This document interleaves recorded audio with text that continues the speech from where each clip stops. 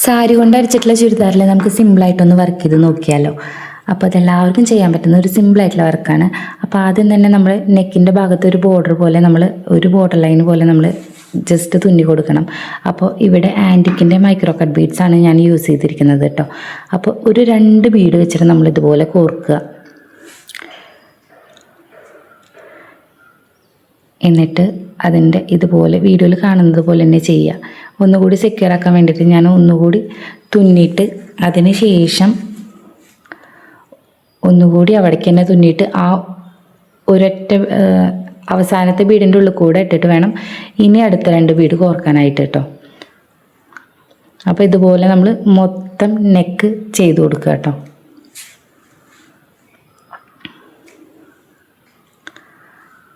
അപ്പോൾ ഇതാ നമ്മൾ മൊത്തം നെക്ക് ചെയ്തിട്ടുണ്ട്.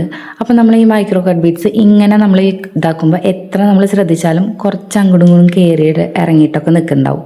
അപ്പോൾ അതൊക്കെ ഒന്ന് ലെവലാക്കാൻ വേണ്ടിയിട്ട് നമ്മൾ ഇതുപോലെ കുറച്ച് അത്യാവശ്യം ലെങ്ത്തുള്ള ഒരു നൂലെടുത്തിട്ട് നമ്മളിതുപോലെ എല്ലാ ബീഡ്സിൻ്റെ ഉള്ളിൽ കൂടിയും ഒന്ന് കയറ്റി കൊടുക്കുക.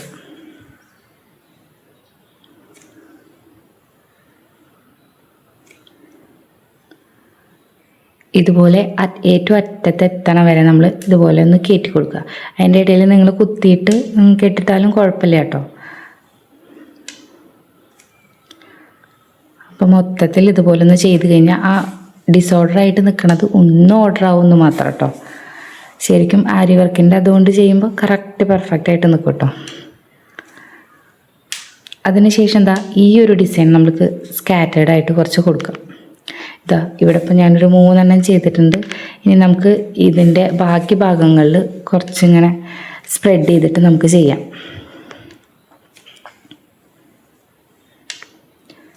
അപ്പുറത്തെ സൈഡിൽ ഒരു 3 എണ്ണത്തിൻ്റെ അതേ സെയിം സ്ഥലത്ത് നമ്മളിതുപോലെ ഇതാക്കുക.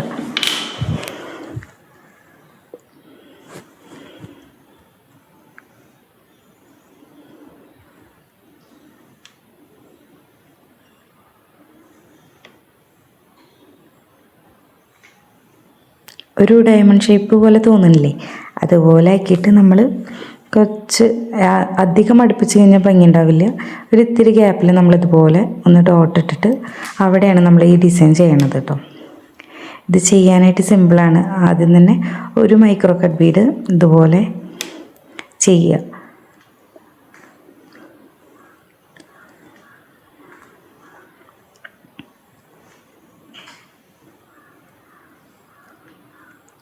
അതിനുശേഷം ഉപയോഗിക്കുന്നത് ചെറിയ ടൈപ്പ് സീക്വൻസാണ്. അതും ആൻറ്റിക് കളറിലുള്ള തന്നെയാണ് എടുത്തിരിക്കുന്നത്. നമ്മളെ ഈ ഒരു വെൽവെറ്റിൻ്റെ തുണിക്ക് ആ ഒരു കളറാവും കൂടുതലായിട്ട് ഭംഗി ഉണ്ടാവുക. അപ്പോൾ അതുകൊണ്ട് തന്നെ ആൻറ്റിക്കിൻ്റെ ചെറിയ ടൈപ്പുള്ള സീക്വൻസാണ് ഞാൻ യൂസ് ചെയ്തിരിക്കുന്നത്. അത് 4 ഭാഗത്തും ഒരു പൂ പോലെ വരുന്ന രീതിക്ക് ചെയ്യുക. അതിനുശേഷം ഒരു സ്റ്റെമ്മ് പോലെ ആണ് ഉദ്ദേശിക്കുന്നത്. സ്റ്റെമ്മല്ല, അങ്ങനത്തെ ഒരു ഡിസൈനാണ് ഉദ്ദേശിക്കുന്നത് കേട്ടോ. അപ്പോൾ വീഡിയോയിൽ കാണുന്നത് പോലെ നമ്മൾ ഒരു വട്ടം മാത്രമാക്കാതെ മേലെന്നും താഴത്തുനിന്നും കുത്തിയാൽ മാത്രമാണ് സീക്വൻസ് കറക്റ്റായിട്ട് അതുപോലെ തന്നെ കിടക്കുള്ളൂ. അല്ലെങ്കിൽ അങ്ങോട്ടും ഇങ്ങോട്ടും ഷിഫ്റ്റായിട്ടും ചിലപ്പോൾ മറിഞ്ഞിട്ടൊക്കെ കിടക്കാൻ സാധ്യതയുണ്ട്. അപ്പോൾ അതുകൊണ്ട് തന്നെ സീക്വൻസ് തുന്നുമ്പോൾ 2 ഭാഗത്തും തുന്നണം കേട്ടോ. ഇപ്പോൾ കാണുന്നില്ലേ, അതുപോലെ 2 സൈഡും ഓപ്പോസിറ്റ് സൈഡിൽ തുന്നിയാൽ മാത്രമാണ് അത് കറക്റ്റായിട്ട് കിടക്കുള്ളൂ.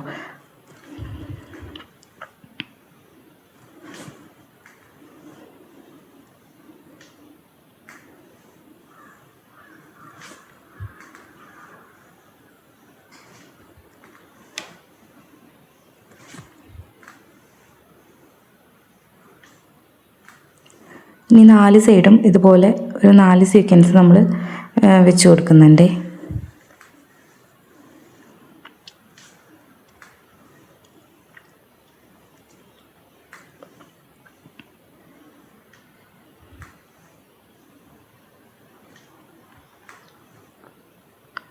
ഇനി അതിന് ശേഷം ഈ ഒരു ഗ്യാപ്പിൽ നമ്മൾ ഒരു 3 ഷുഗർ ബീഡില്ലേ അത് ചെയ്യുന്നുണ്ട്. അതും ആൻറ്റിക്കിൻ്റെ ഒരു ഗോൾഡൻ കളറുള്ളത് തന്നെയാണ്.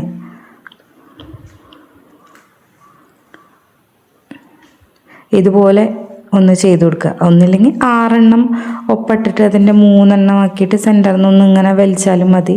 ഞാനിപ്പോൾ വെറുതെ 3 ഇങ്ങടും 3 ഇങ്ങടും ആക്കിയിട്ട് തുന്നി. അതിൻ്റെ അടിഭാഗത്തുള്ളതിൽ 2 ആക്കിയിട്ടാണ് തുന്നിക്കണത്. 2 ബീഡ്സാണ് ഇട്ടിട്ടുള്ളൂ. അതേപോലെ അപ്പുറത്തെ സൈഡിലും ഒരു 2 വെച്ചിട്ട് ഇതുപോലെ ചെയ്തിട്ട് സെൻറ്റർ ഭാഗത്തു നിന്ന് ഒരു 2 ആക്കിയിട്ട് നമ്മൾ അടിഭാഗത്തേക്ക് ഇങ്ങനെ ജസ്റ്റ് ഒന്ന് കുത്തി കൊടുത്തു കഴിഞ്ഞാൽ തന്നെ ഈ ഡിസൈൻ ഫുള്ളായി, ഈ ഡിസൈൻ കംപ്ലീറ്റ് ആയി. ഇനി നമ്മൾ ഈ ഡോട്ടിട്ട ഭാഗത്തൊക്കെ ഈ ഒരു ഡിസൈൻ ചെയ്ത് കൊടുത്താൽ തന്നെ നമ്മളുടെ ഡിസൈനിങ് കഴിഞ്ഞു.